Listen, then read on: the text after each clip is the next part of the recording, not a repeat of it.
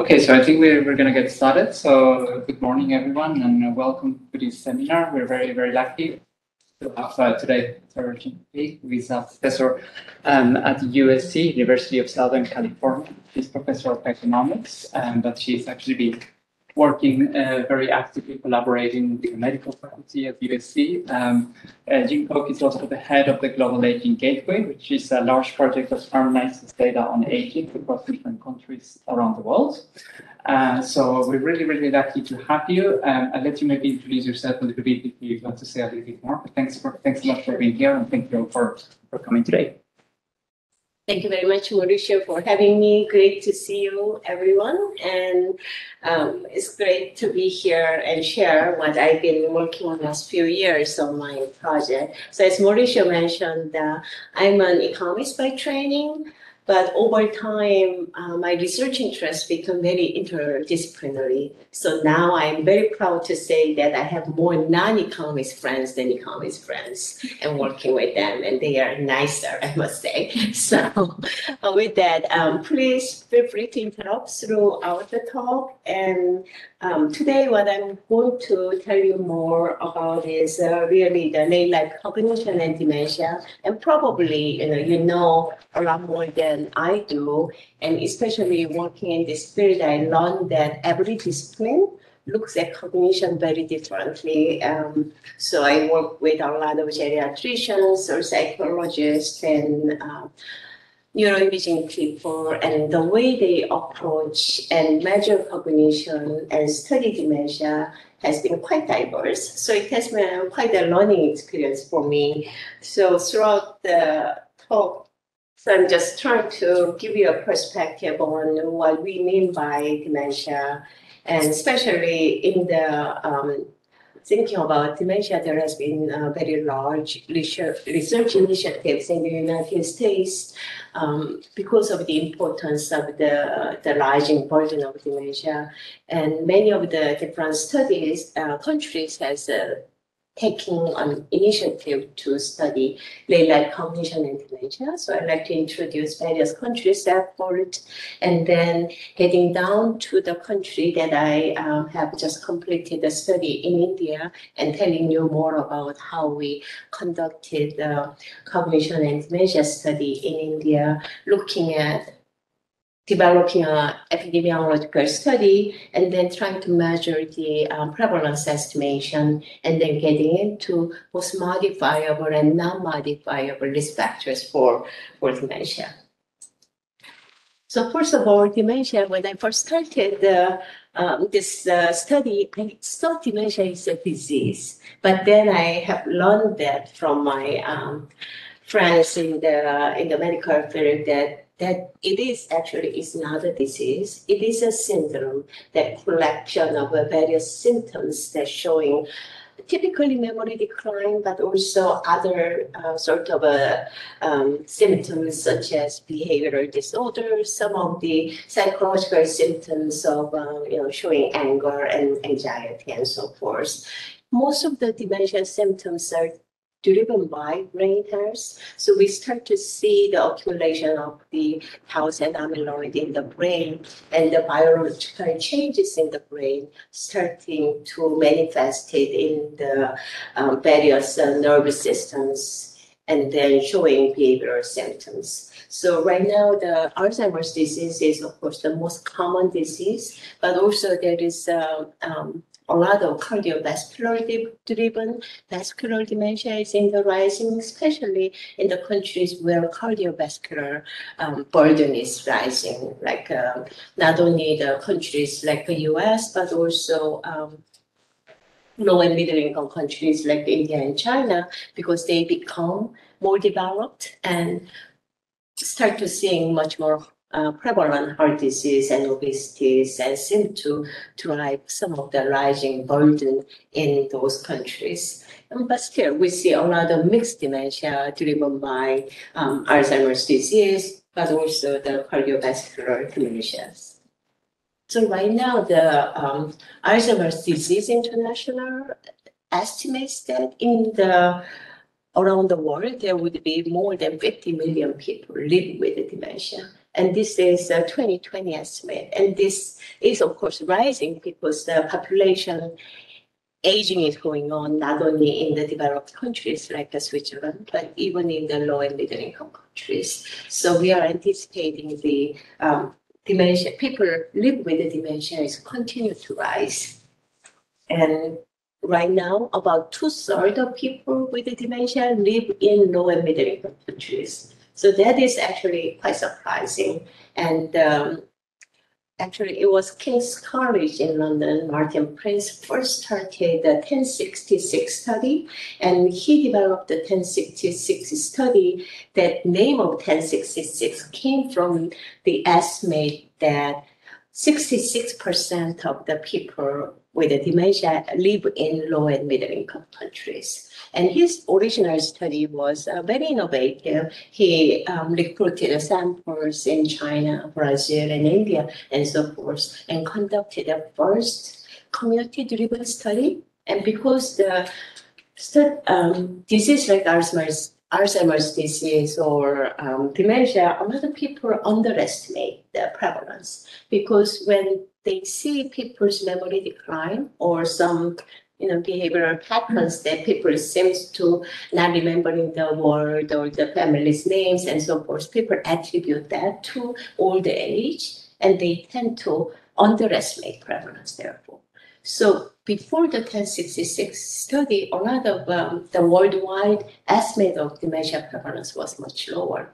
So with Martin Prince's study, he first went out to the community and started testing people's cognitive ability, starting to interviewing the family members to learn about how the family members report the cognitive decline.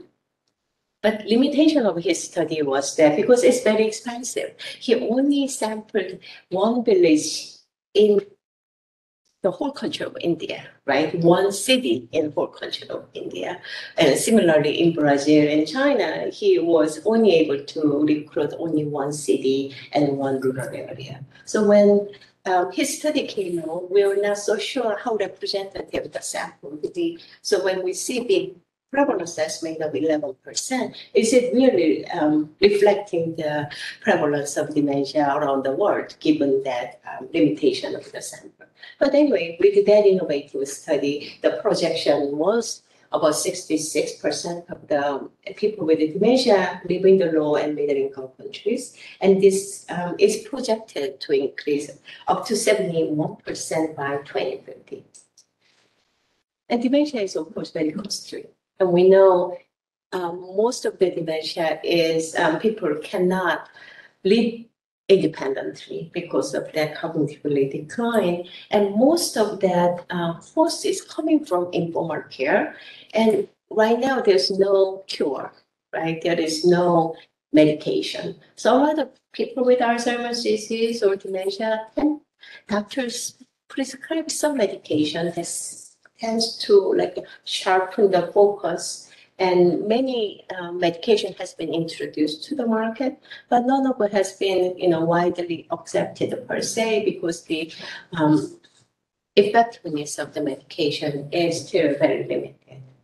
The cost of dementia, when we estimate that, it is world 18th economy, largest economy, so it's about the size of more than the Apple or the Google. So it is definitely very expensive. But most of this medication cost is not coming from medication. It is coming more from the informal caregiving, and especially comparing with a formal care with informal care, most of the countries are still very limited in terms of providing long-term care services or end-of-life care services. So much of the burden is really borne by family members. And when family members start to taking care of their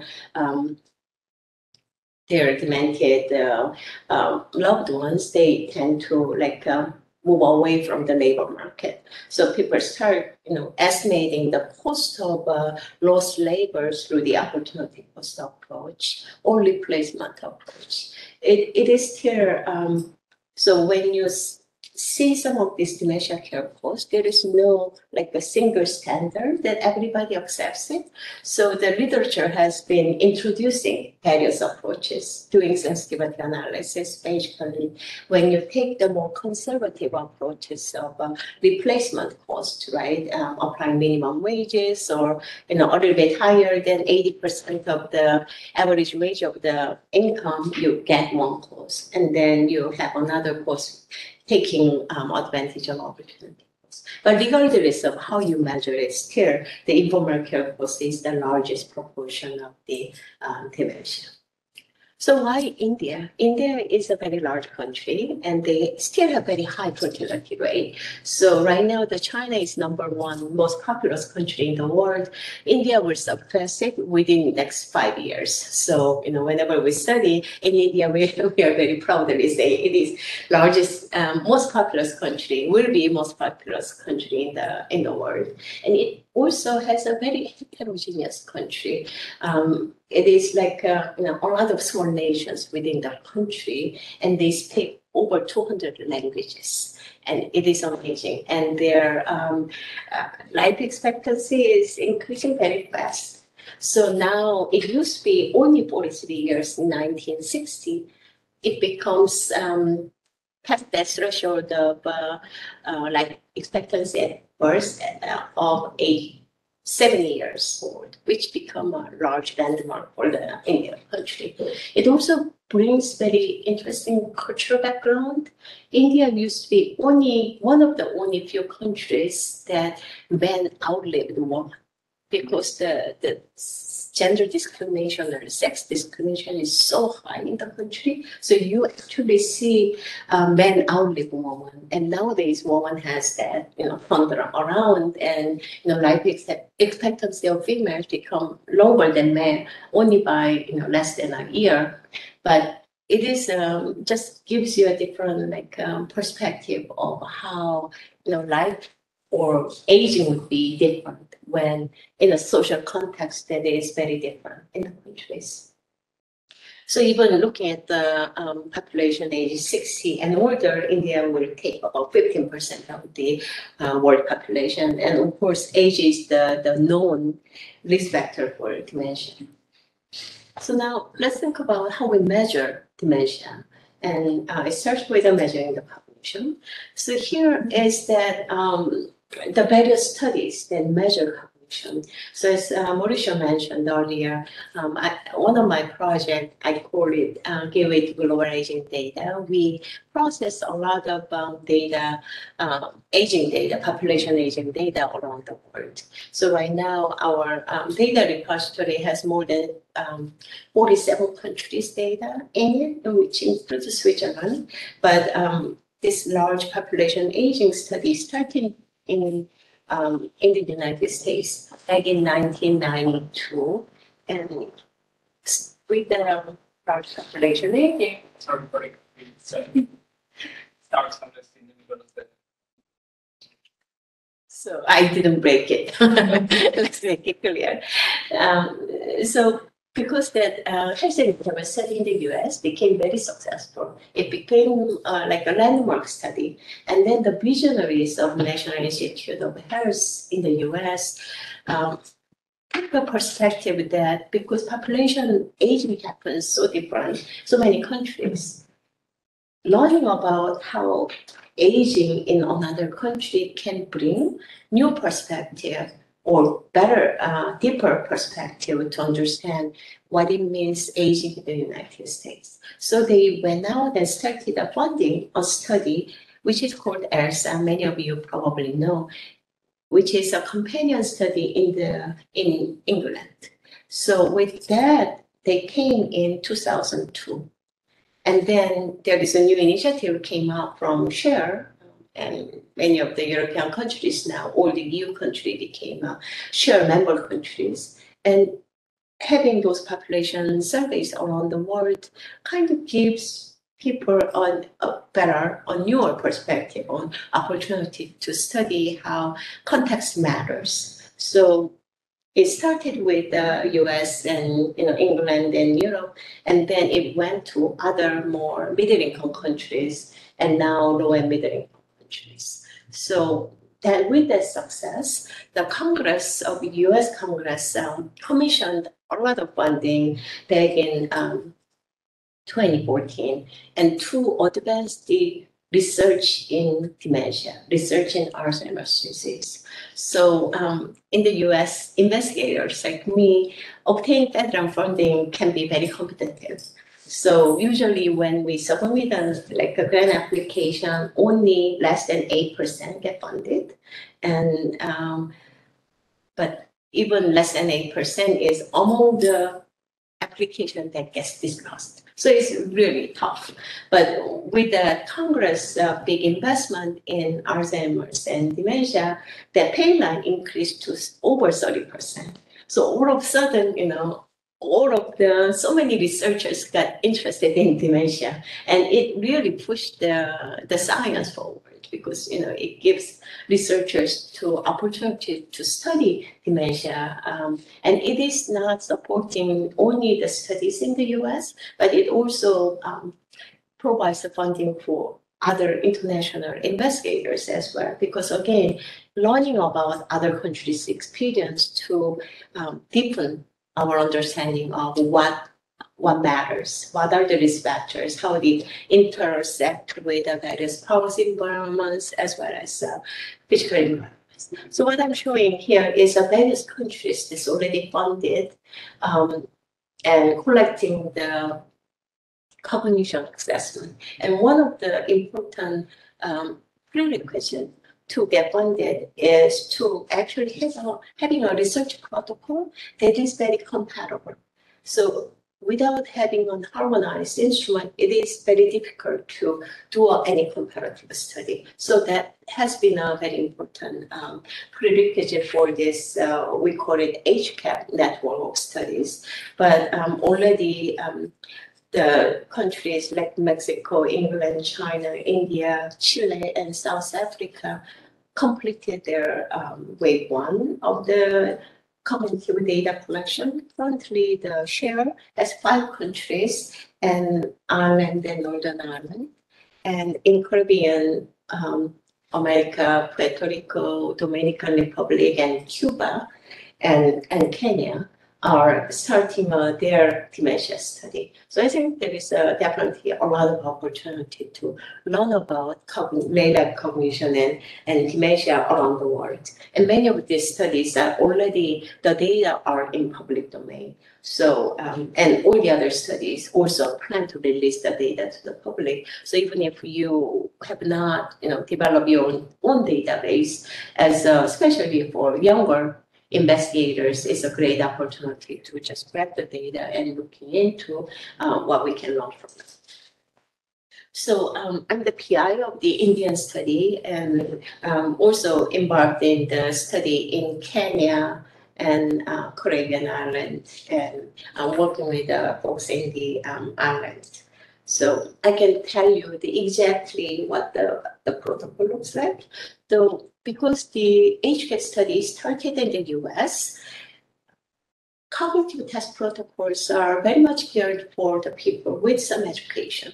So one of the biggest challenges that we faced, similarly to other study teams in China and Mexico, is to modify this protocol, cognitive test protocol, to make it culturally appropriate, but also suitable for people without any education.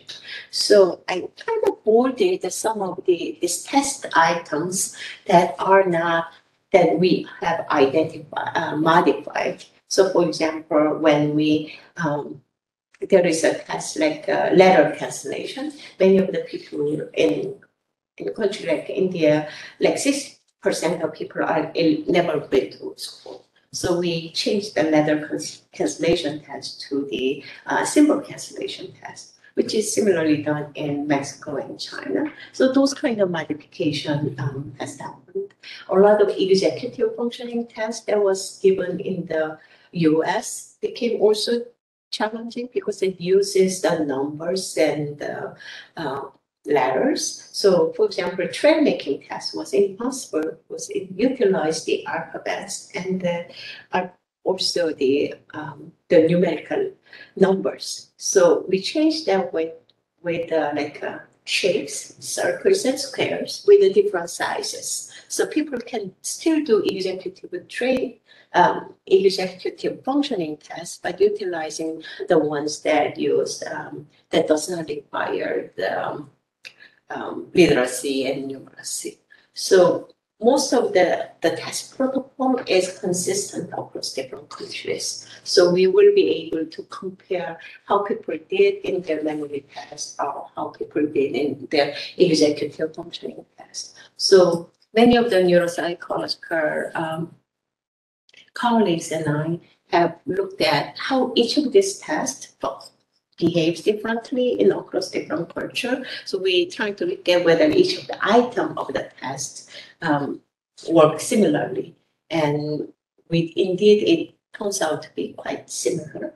And we, in some tests, does not perform such a way. Then we have an anchored test. And with the anchoring of the key test, we'll be able to leverage to create the comparable scores. And once we completed all the cognitive tests, and then our next challenge is to getting the dementia diagnosed. So dementia is a clinical syndrome. So we require the clinician's diagnosis. But if you think about the epidemiological studies, it becomes very challenging. Identifying the doctors, and we send it to people's communities to do the diagnosis can be really expensive. It's not the matter of only expense. If you go to the country like India, I told you about, we have 200 different languages. So our official language is 18 languages. We can translate all the tests into 18 different languages, but doctors don't speak 18 different languages. We can identify local doctors, but still the local doctors, the healthcare forces are still very limited. So identifying geriatricians and neuropsychologists or psychiatrists to send them to the community became very impossible. So in a research setting, the gold standard is typically the group of doctors, clinicians, geriatricians, or neuropsychologists and psychiatrists, 3 or 4 of them, and interview both patient and patient's family members. And then based upon those interviews, they do a consensus conference, and diagnose the dementia status, whether this patient is demented or cognitively normal and so forth. Considering that in epidemiological study that is not possible, what we have done is we developed the online platform and then obtain the information that doctors collect through the individual interviews.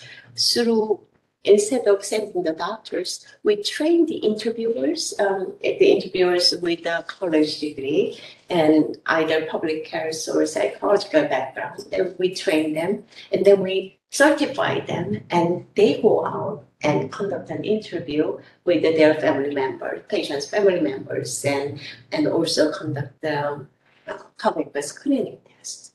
And we provided those information to the doctors. And through the validation study, what we did was we conducted in-person, traditional doctor diagnosis, and then diagnosis utilizing the online platform and compare them.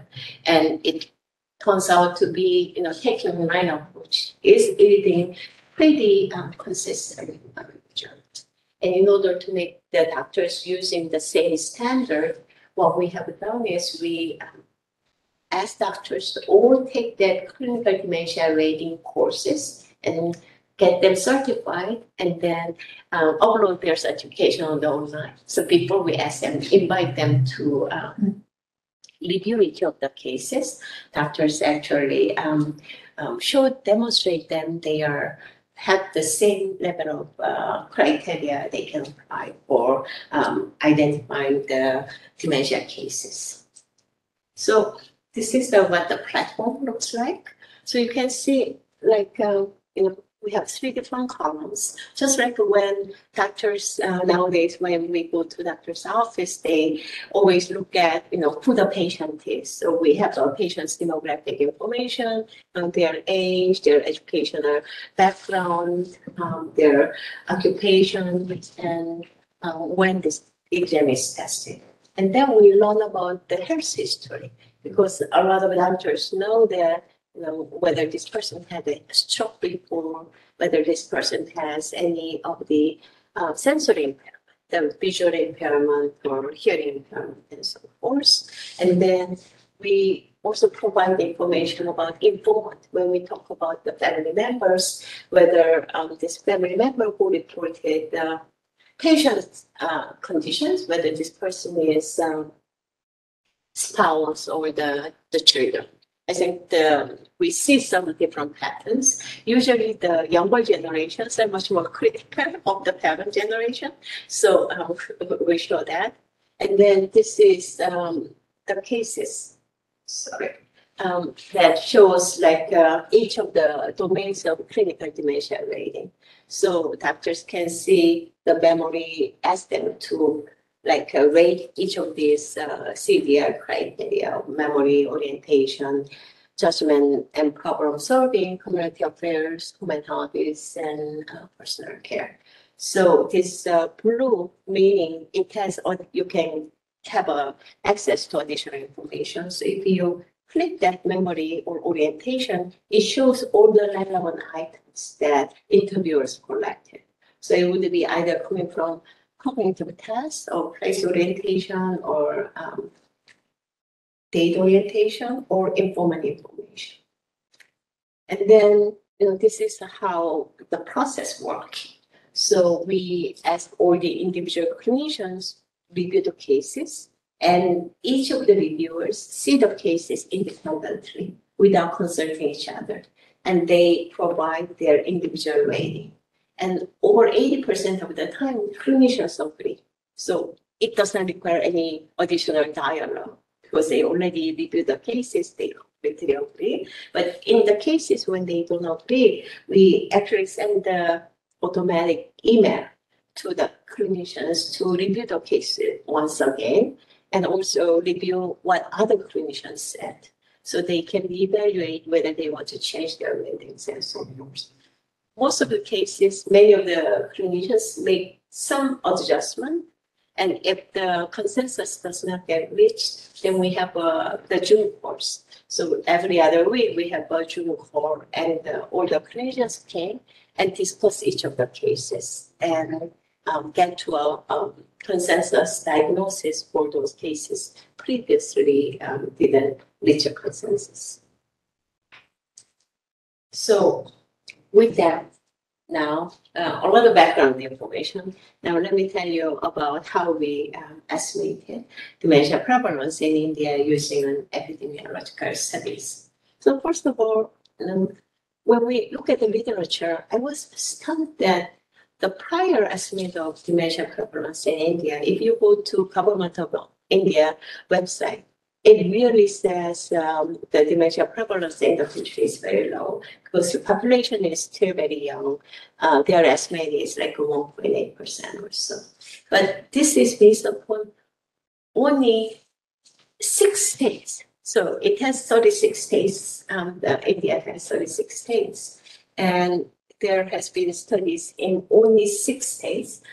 Those states like the West Bengal and Karnataka, where there is a larger research institute, and they conducted a study and they estimated it. But what is even startling is the heterogeneity in the estimate is remarkable. So those very small selected communities, then each of the studies provided estimate of dementia from 0.8% to almost 15%. So by looking at this prior literature, it is very hard to say. So when Alzheimer's Association in India, they tried to come up with a national estimate, it was based upon the meta-analysis of this prior literature. It seems like a really very wide standard error than you could imagine. So if you think about that very wide variation, it is actually not unthinkable because there is always very large variations in longevity and health and disease burden in the country. So state like Kerala is very well known. It's communist states. It has provided education and healthcare infrastructure for the people in their state. On the other hand, in some other states, there is no such infrastructure. And in a country like India, education and health is a state matter. So central government provides some funding, but most of the funding is really provided by state government. So if we look at life expectancy across different states, it's over 10-year difference. So it really matters where they are living in. And it's not only the life expectancy, you actually see that each of the states goes through different level of epidemiological transition. So in some country, some states, it is a lot of infectious diseases are still happening, and you probably during the COVID you saw some of the horrible, pictures from the newspapers. They really don't have infrastructure, and the malaria and infectious disease rates are very high. But in other states, like very well-to-do states, obesity is rising and diabetes are soaring. And the cardiovascular disease in this country is particularly his 10 years younger than developed countries, which is amazing. I mean, it's many people are vegetarian, so you wonder, how come there is such a very high cardiovascular disease burden. But as you can see, I have another paper on diabetes, and we were just shocked by looking at diabetes prevalence differences. And we collected blood samples to do this. So it's not open for any sample biases, right? We draw the blood and we test it, and just country is going through such a huge variation. So, there is a possibility that dementia disease burden may also vary across the states. So the way that we designed the study is we got the funding from Government of India in addition to the NIH. So we originally have our study funded for as a national representative study of India, recruiting 18,000 respondents.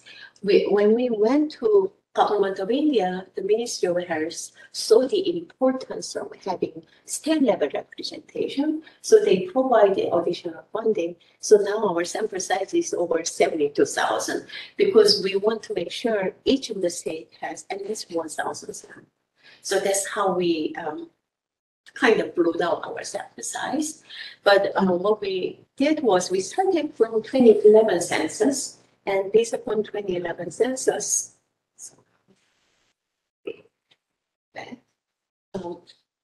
from 2011 census, we have to identify people with older others. So we sent our field team to do the mapping, and after the mapping, we identify the people, household with respondents of age 45 and older. And then for those respondents, we conducted the national population interviews. And then among those last sample, we identified people age 60 and older.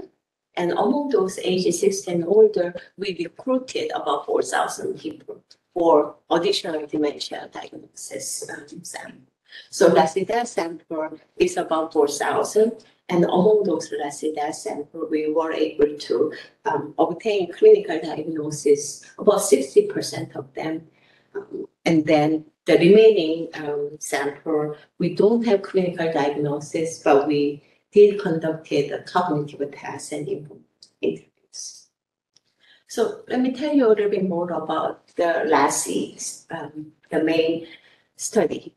So it is the large cohort of Indian population age 45 and older.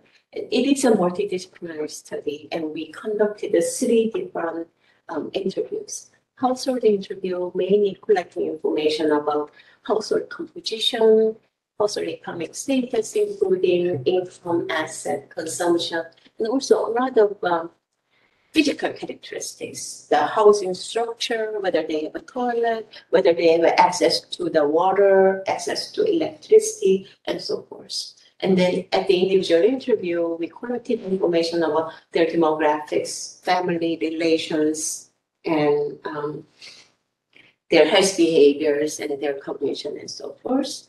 And then we collected a community level survey, collecting information about healthcare facilities, access to schools, and so forth. And our sample is 45 and older and their spouses. And then trying to recruit the sample representing each of the states and oversampled age 65 and older.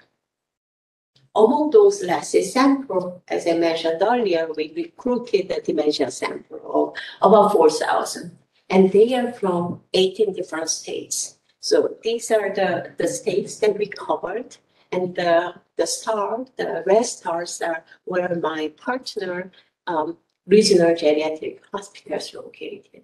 So we recruited the regional geriatric hospitals and working with each of the hospital teams. And our hospital had recruited a field team, including supervisors and interviewers, because we need a local team that speaks the language, who knows the local cultures and so forth. And then we administered the cognitive test protocol, as I talked about it earlier, together with a family informant report. One thing that I wanted to just highlight is we were very purposeful in terms of developing our cognition modules and informant report, being able to calibrate between main LASI study and LASI DESS study. There must be enough common items so we can calibrate later on. But again, LASI DESS has much richer protocol to being able to have a better understanding of cognitive status. And so as informant report, we spend a lot more time with informant collecting information about.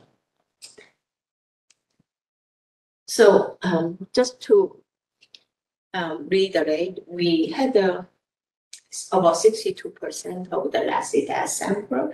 We have clinical diagnosis utilizing that online platform. But there are a lot of samples that we don't have clinical diagnosis. So for those individuals, we predicted their dementia status.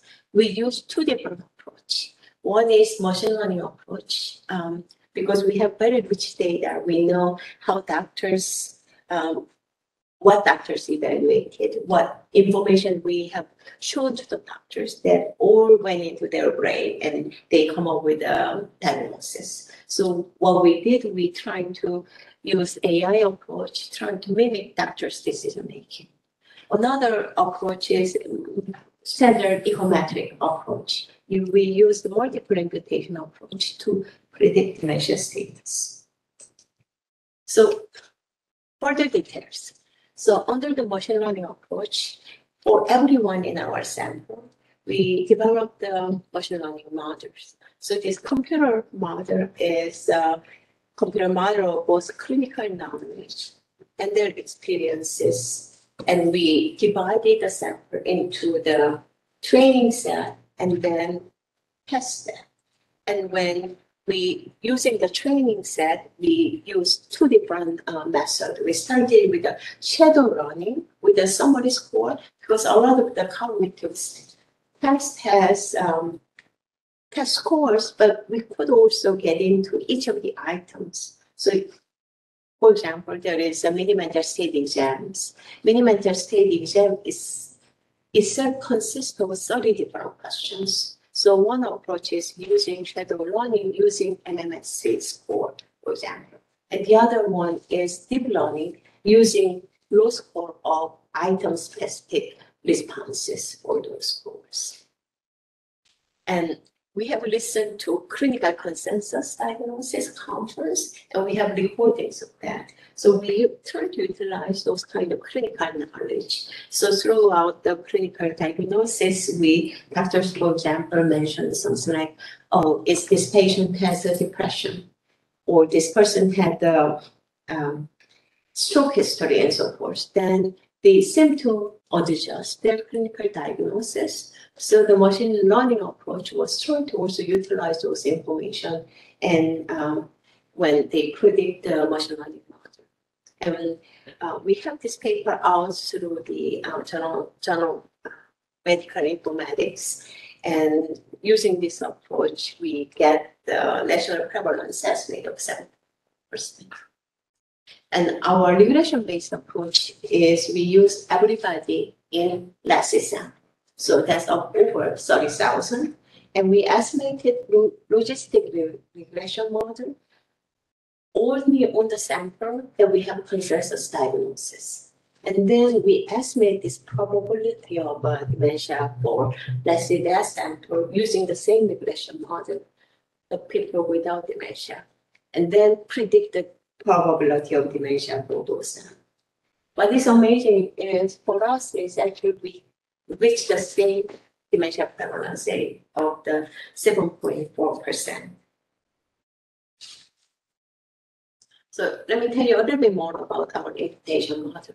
So as I said, we use the multiple regression models, but we worried about the standard errors, especially if you think about our sample. We have over 30,000 of the sample age 60 and older, but clinical dementia online consensus diagnosis was obtained for only 2,600.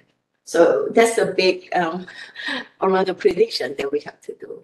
So what we have done is we want to make sure our imputation model provides a more conservative estimate for in terms of standard errors. So we did 20 imputation for each of the individuals. And in thinking about the regressors, depending on whether the sample is participant of Lassie DESS sample or not, the number of cognitive tests they have taken differs. So we estimated the regression model different ways because we want to have most accurate model for each of the sample. So for the Lassie DESS sample that they do not have clinical diagnosis, we still utilize all the information from the cognitive test. On the other hand, the Lassie sample that did not participate in the Lassie DESS interview, then of course standard error will be larger for those samples. But we still want to utilize those information because they have the core cognitive test information there as well. So with those different model specification allows us to achieve the highest level of accuracy for the subsamples. So for the estimated prevalence rate is the weighted mean of the imputed diagnosis, and we apply the sampling because the sampling, we did the sampling in multi-stages for the original Lassie study in order to making sure to have enough representation of the each states. And then we draw the sample based upon both urban and rural areas. And in order to have a control for the cost, we utilize the cluster sampling approach. So we have to apply for those sampling design, control for sampling design, as well as the response rate variations. Our response rate is very high. I mean, in some of the European countries and even in the US, obtaining high response rate is very challenging. But I think the countries like India, people have a different way of life. So our response rate was over 90%. Even though we have a very long interview, we spent over a half day in their homes. Our cognitive test is 1 hour. Our informant report is another 30 minutes, and our geriatric assessment is another 40 minutes. But people are patient and they are willing to talk to us. So our response rate is very high, but still we need to account for the response rate variation. So applying sampling rate is very important. And also we computed age standardized prevalence rate because population is still young in India. Their life expectancy is 70 compared to many other countries is much higher. So we computed age standardized prevalence estimates. So for each of the, once we estimated the prevalence, then we multiplied the prevalence rate by number of others age 60 and older in India and each of the Indian states. We also estimated the prevalence rate by difference of population. Told you about the very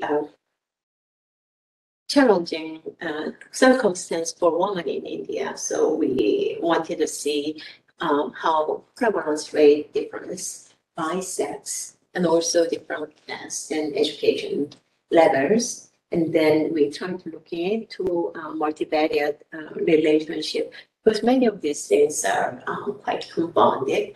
For example, the educational attainment is much higher for men than women in a country like India. So those things would be intertwined. Same thing with urban rural. The urban still will matter a lot in terms of education and also gender differences will be more pronounced in rural India than urban India. So this is what our sample looks like and what our prevalence looks like. So a few things to be mindful here. So we have pretty balanced sample in terms of sex. India is still a very rural country. About almost 70% of population age 60 and older live in rural area. If we account for the older population, it's a little bit higher than 60% living in the rural area. But still, younger folks go to the cities, as you know. Education level is very low. So 60% of age 60 and older people have never been to school. Many of them never hold a pencil in their life. And it is the country itself made primary education as compulsory in year 2020. It's unthinkable. I think that's the big difference between India and China, right? The educational level is just very low in the country, and it is very important for the country to invest more in education, especially if you look at educational attainment nowadays are much better, but now looking into the middle-aged Indians or older population, education level is so low. When we start looking at the dementia prevalence, we see big difference by sex difference, right? The prevalence rate is 9% among women, but less than 6% for men. We see urban-rural differences in dementia prevalence, and education gradient is huge. So, I think things will get better, but certainly in the countries like India, but this sort of explains why we see some in the US, dementia prevalence rate, some reports are saying arguably going down. And many of the people in the US people are saying as through the better control of cardiovascular management and also declining smoking contributed a lot, and education level has been pretty high in the country like in the US. And similar report has been reported in a country like England. But if you look at the reports in countries like South Korea, where I originally from, you see increasing dementia rate. And a lot of people account that, explain that phenomena through the education. Because Korea became a very rich country now, but the older population is not very well educated. So the current population who are going through the aging process are very uneducated. And we still see those population are getting into their old age without much education. So we see the picking up the dementia rate in such countries. So we are anticipating the similar pattern.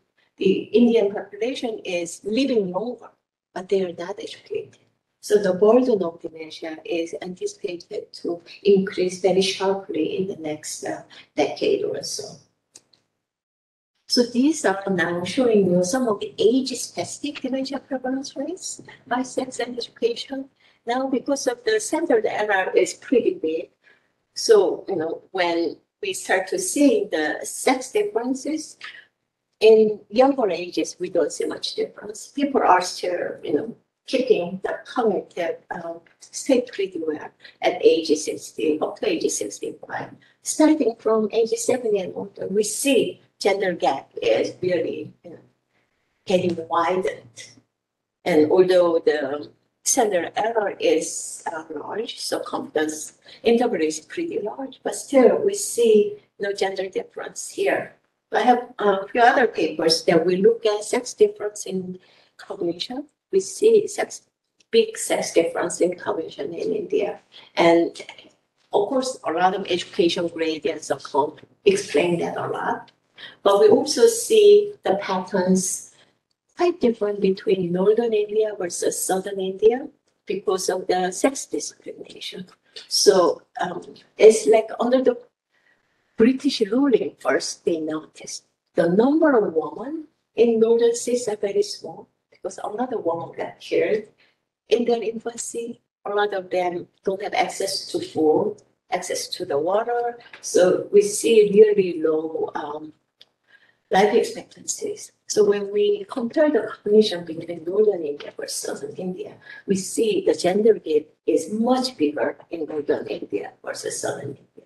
So in southern India, state like Kerala, we don't see much difference. It's very similar to the developed countries. We don't see any sex differences in cognition in countries like Switzerland or US or England, but we see big difference in the societies where discrimination is pronounced. And we can see big education gradients here. And this is the map showing India, and we show big variations in dementia states, prevalence across different states. And this pattern, when we look at urban and rural, we see much higher prevalence in rural than urban, but the cross-state difference is just maintained. So states where the rural dementia prevalence is higher in rural area than urban area, but the higher state dementia prevalence rate is higher. The same states will be higher in both urban and rural areas. And once we learn the multivariable logistic regression, what was interesting to me is once we control for state fixed effects, most of the state coefficients just goes away. So much of the state variation is explained by age, education, and urbanism. And the state itself really didn't. It's more of like driven by the big age differences, right, across different states, and also the educational level differences of states. But it's good to see is we didn't find much difference across different caste level.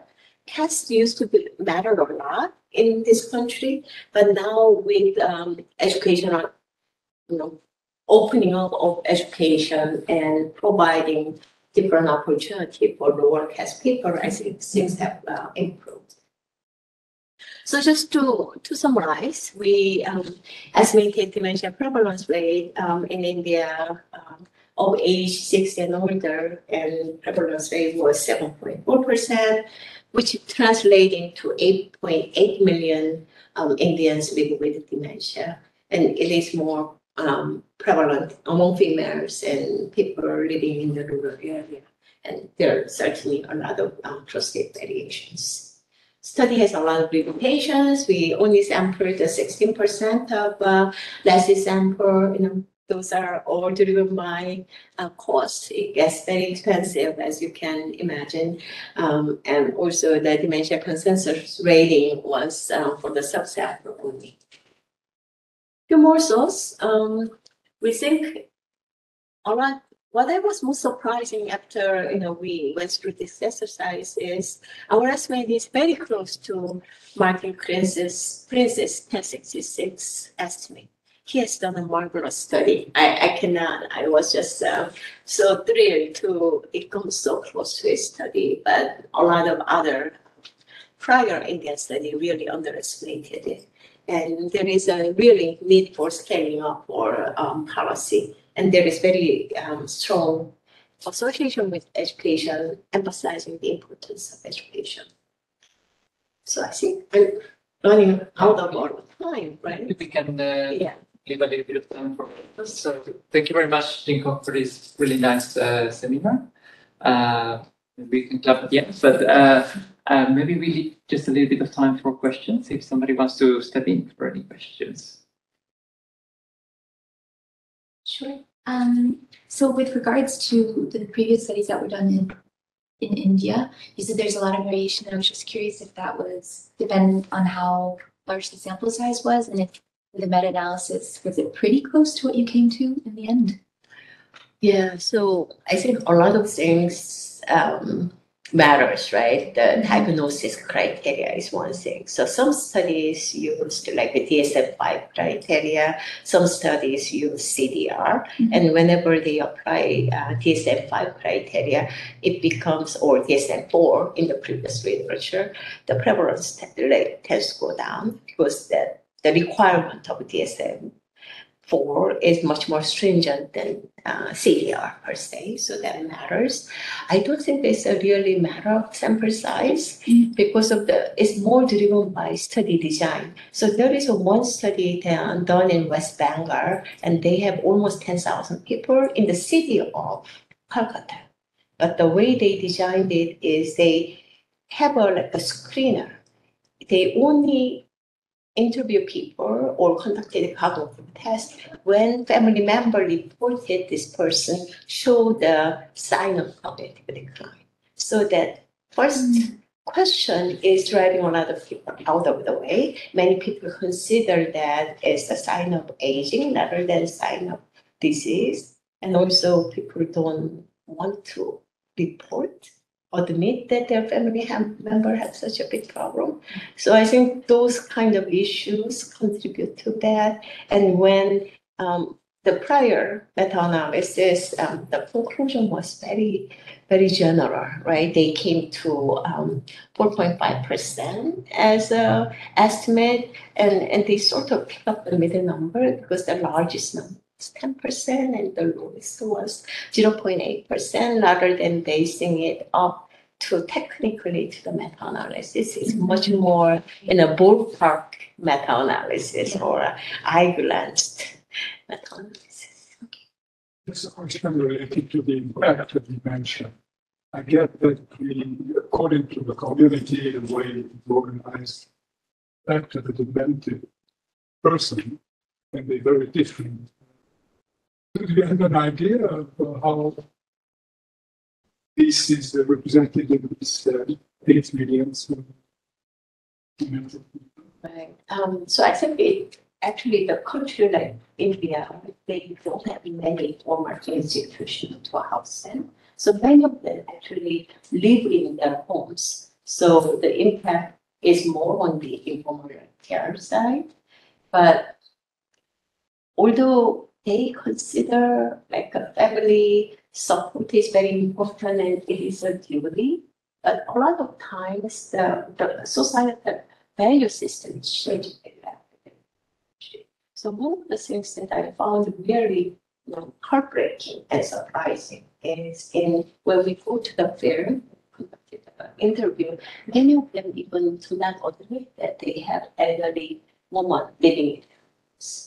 So even though they are in their household, they never say such woman exists there. So it's only when we prompted whether do you have older female living home then they. So I think when we thought about the impact of dementia on the society, we need to think about not only on the family but also the people who are demanding.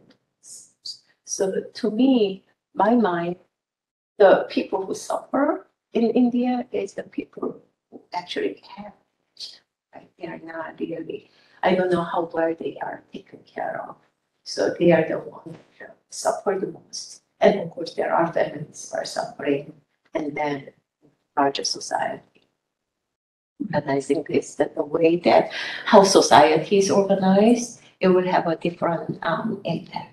I have just paper came out. I used the share data, and I estimated the economic cost of dementia in Europe, and we look at the cost estimate differences across different European countries. And to me, what was most interesting is how the countries like Spain and Italy, right, where informal care is much more prevalent versus like more Scandinavian, Northern European countries where a lot of formal system is there. So how the dementia is influencing the, in terms of cost is very differently between the formal care and informal care. So I think in a way it's a societal decision how society wants to allocate their resources, and even people with the dementia, I don't know what would be the best. It's very hard to make the normative,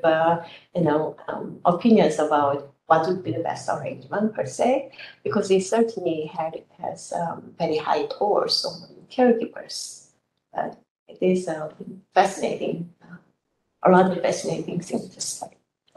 So does that mean that if, from a societal perspective, there's less burden if we have a system that's set up for taking care of people with dementia rather than relying on informal support?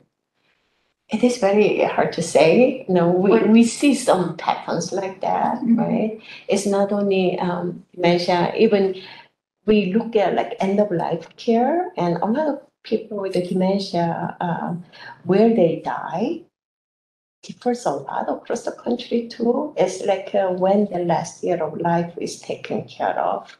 In again, going to countries like southern European countries, many of them die at home. They are taken care by family members. If you look at countries like Japan and Korea, a lot of people die at the hospital. They don't even die at the nursing homes, because a lot of nursing homes transfer the patients to the hospitals. They do not let people die at the nursing homes, because that, last month of care or last year of care requires a lot of intensive care. So they got transferred to the hospital setting. Then it gets more expensive, of course, with hospitalization. But what is better? It is very, very hard to say. I mean, personally, I lost my father a few years ago, and when my father was young and active, he always wanted to live up to 800, right? So when it gets very close, his last years of life, I'm the eldest, and I had my siblings, and we had a discussion about his end of life decisions. I wanted to respect my father's opinion, because he wanted to live up to 800. I mean, who knows, some medical innovation comes up. But on the other hand, I don't know whether that was the right decision or not. So it is very difficult. I don't think there is any right or wrong answer, but depending on how system is set up, people react to it. People spend different amount of money, different people suffers. Everybody have a different aging experience depending on where you are. So that's something to reflect on, I think. Okay, I think we thank you very much, Jinkook. This was really an excellent, really interesting presentation. So I think thank you very much to everyone for coming. And if you want to maybe approach Jinkook, the presentation, fine. So thank you so much. Thank you.